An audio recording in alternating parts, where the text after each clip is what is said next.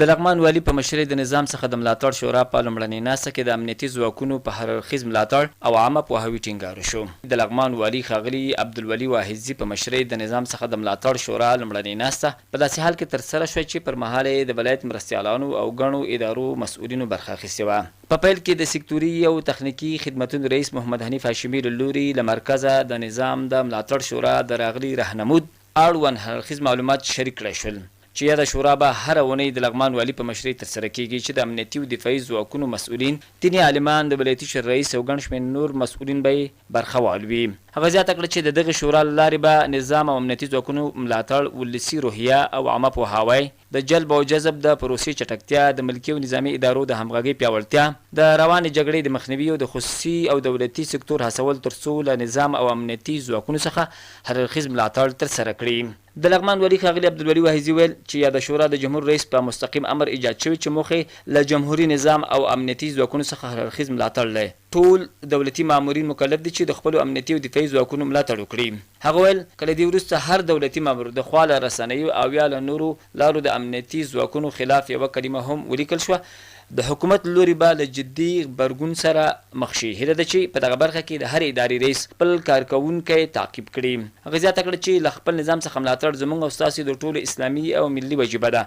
او د نظام د نشتون خوند موږ او تاسو ټولو لیدلی. هیله ده چې ټول په یوه خوله له خپل نظام او ملي امنیتي ځواکونو څخه ملاتړ وکړي. هغه څوک چې له نظام څخه امکانات اخلي او بیرته په نظام او امنیتي ځواکونو پسې خبرې کړي یا لیکل کوي، حکومت به یې پر وړاندې جدي چلند ترسره کړي.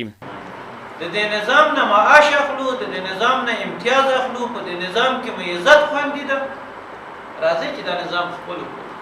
لغمان والي د حج او اوقاف رئیس ته لارښوونه وکړه چې د دیني عالمانو سره له نږدې کار وکړي تر څو د منبر له لارې د امنیتي ځواکونو د قربانیو د ستاینې ترڅنګ ولسونه د دوی ملاتړ ته وهڅوي. د لغمان والي په مشرۍ د نظام څخه د ملاتړ شورا په لومړنۍ ناسته کې د امنیتي ځواکونو په هر اړخیزه ملاتړ او عامه پوهاوي ټینګار سربیره په دغه برخه کې د دیني عالمانو رول مهم وبلل شو. له والي رانیولي بیا تر اګوستي شپږم فصل مامور مکلف دی چې د امنیتي او دفاعي ځواکونو حمایت هم په فیسبوک وکړي، هم په میډیا وکړي، هم په کلي کې وکړي او هم په جومات کې. هیڅ رئیس، هیڅ مامور د دې ادارې حق نه لري چې د امنیتي او دفاعي ځواکونو پر خلاف یا په سوشل میډیا کې یا په کلي کې یا په جومات کې یا په حجره کې یا په شخصي مجلس کې کوم غږ پورته کړي، کوم خبره وکړي او دا د دې امنیتي او دفاعي ځواکونو د تخریب سبب شي.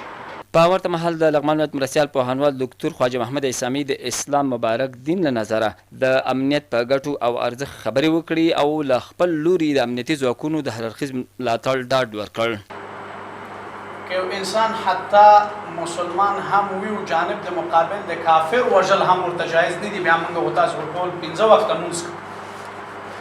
هر هغه ځای کې د پیغمبر اسلام هدایات دي چې 15 وخته لمونځ وشو، د اذان غږ پورته شو، هلته څوک د جنګ او د تورې د جګولو حق نه لري. د حج او اوقاف رئیس مولوي سید نجیب الله هاشمي زیاته کړه چې نظام یو ستر نعمت دی او د افغان ملي امنیتي او دفاعي ځواکونو ملاتړ د هر افغان دنده او ملي وجیبه ده.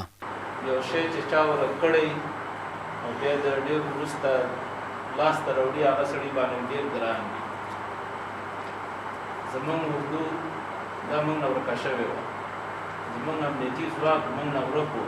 تیارې رانه کباړ شو، ټانکونه رانه کباړ شو، خر شو. دا به ډېره لویه ناشکري وي د ټولو افغانانو لپاره چې دغه یو نعمت بېرته خدای پاک موږ ته راکړی، د هغې باید څومره سړی حفاظت وکړي، ساتنه وکړي. دا نه تنها په رئیس او په والي، دا په فرد، په دهقان، په مامور، په ټولو باندې دا واجبه ده چې د خپلو امنیتي ځواکونو حمایت او ملاتړ وکړي. هغه د افغان ملي او دفاعي ځواکونو ملاتړ د ټولو هیوادوالو مسؤلیت او دنده یاده کړه او ټینګار وکړ چې په دغه برخه کې به له دیني عالمانو سره لا زیات کار وکړي تر څو د منبر له لارې د خپل نظام او سرتیرو ملاتړ ته ولسونه وهڅوي.